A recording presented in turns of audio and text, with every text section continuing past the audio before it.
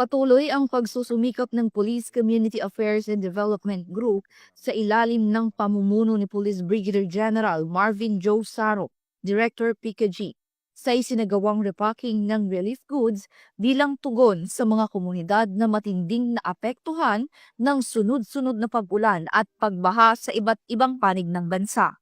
Pinangunahan ang aktibidad ni Police Colonel Adonis Guzman, Deputy Director for Operations, sa loob ng bulwagang Lapu-Lapu sa Camp Brigadier General Rafael T. Crame, Quezon City.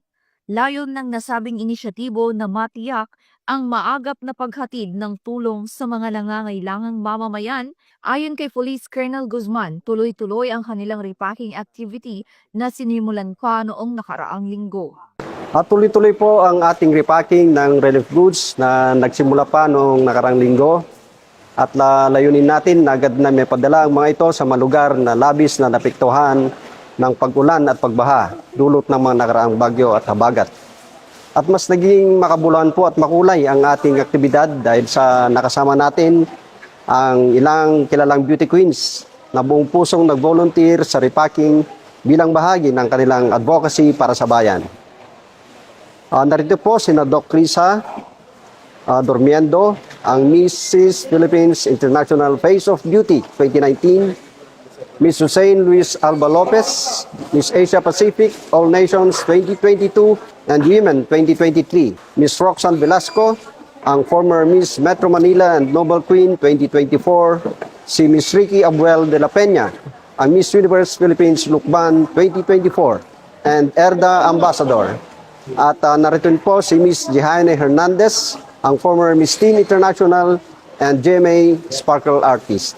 Target na unang bigyan ng ayuda ang mga rehiyong matinding na apektuhan ng baha gaya ng NCR, Region 1 at Cordillera Administrative Region.